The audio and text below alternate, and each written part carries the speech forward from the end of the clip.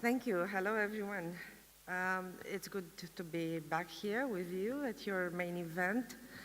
I've been here last year, but I don't know when this year passed and flew away very quickly. We are beyond some of the crises, but we are not out of the woods yet. If we look, for example, on the impact we feel from the illegal war in Ukraine with our airspace used just in 80%. The good news is that travel is up, with traffic likely to reach an average around 95% of 2019 levels in July and in August this year. The bad news is that this will inevitably increase the risk of delays and skies become more crowded than ever. Of course, we would be in a much better place had our single European sky reform proposals been taken forward, allowing us not only to reduce congestion, but also to ensure CO2 savings of up to 10% through more fuel-efficient routes. I must tell you that I still don't understand why our member states, being so keen in supporting the Green Deal, they don't see and do not agree and support this reform of the single European sky, which is so obvious, an added value, both for our sector, for the European economy, and for our environment. But I still hope, and I have some promises, that we will see some progress on this important file later this year. In the meantime, we need to work on rolling out available technologies that can support improved flight efficiency wherever possible. The support of CESAR joint undertaking and deployment manager are key in this respect. We have a real chance to get aviation back on track after the troubles of past years. So we cannot afford to repeat the chaos of last summer. This would severely dent consumer confidence. Aside from the ATM challenge, staff shortages and discontent were the cause of much of last summer chaos. Continuous social dialogue is key in this respect, and I appreciate the efforts that I know you are doing. On our side, the Commission remains committed to social dialogue as a cornerstone of the EU social market economy and competitiveness, and we have presented recommendations on further strengthening and promoting social dialogue through concrete actions. We are also doing what we can to support recruitment and maintain quality employment in the sector, alongside horizontal measures such as the European Skills Agenda.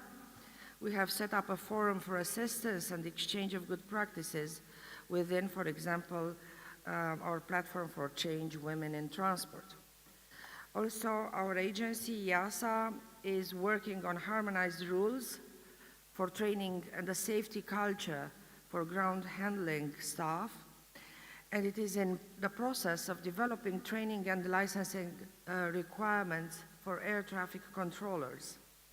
This would make the staff more mobile, helping to address shortages.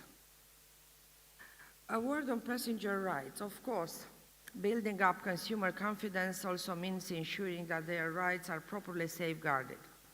The frameworks we have in place are already among the strongest in the world. But post-COVID, we are looking at what we can do to fortify them further still. You know that we will present a new legislative proposal, and I would like to thank A4E and its members for participating so actively in our stakeholder consultation. We have taken note of your views on issues such as liquidity, on tickets bought via intermediary vendors, on multimodal journeys, and more. Also share your frustration that our 2013 proposal on air passenger rights is not moving in the Council. I can, however, tell you that any future proposals will not alter the one already on the table. Decarbonization. very high on a European agenda.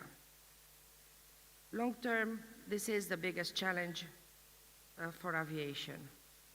I see some worrying trends, with some member states touting demand limitation measures. I myself do not see flight bans or caps as a viable option. They will only serve to restrict citizens' rights to free movement, damage regional connectivity, and hamper aviation's ability to invest in its decarbonization. From my perspective, we have three credible pillars of action: cleaner fuels, fleet renewal, and of course, greater flight efficiency, which I have already touched upon. When it comes to clean fuels, I'm pleased to say that the Parliament and the Council are nearing an agreement on our RefuelEU Aviation. Sustainable alternative fuels have a huge decarbonization potential for aviation using existing infrastructure and aircraft. Our proposal will help ramp up production and uptake of SAF in the EU, both biofuels and e-fuels. In fact, RefuelEU is already having a remarkable effect on the SAF industry.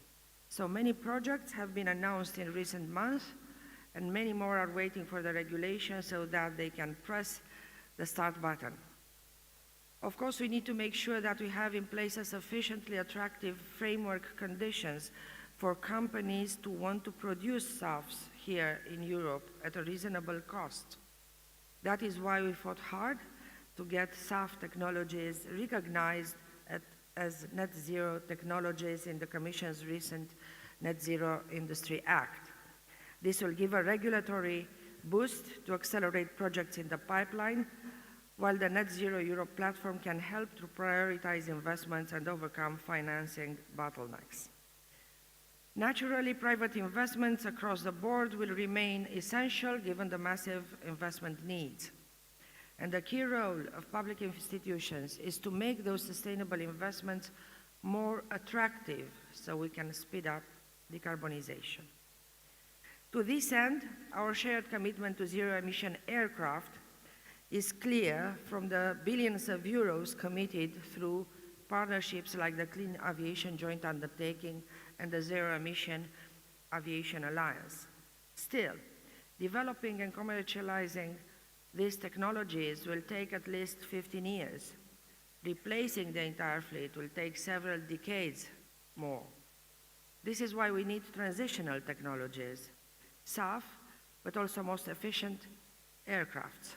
Switching existing fleets to the latest generation, best-in-class aircraft can grant us immediate CO2 savings of around 25% per flight.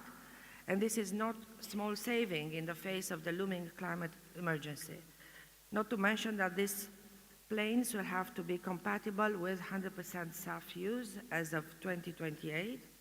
So these transition aircraft actually have the potential to become zero emission. However, today, given the long lifespan of aircraft, the price differentials, and the fragile state of airline balance sheets post-COVID, there is little incentive for the airlines to replace the fleets earlier than needed, especially if there is no recognition of these efforts to decarbonize. That is why I welcome the recommendation of the EU's platform on sustainable finance to include aviation in the EU taxonomy. This can be a game changer in helping the sector make the switch to cleaner planes as swiftly as possible. I need to thank you, and I'm proud on the aviation sector in Europe on stepping up to the challenge of decarbonization. I know that this comes at a cost and therefore places you at a competitive pressure from third countries with lesser climate ambition. However, I can assure you that the Commission will continue to push for a global level playing field.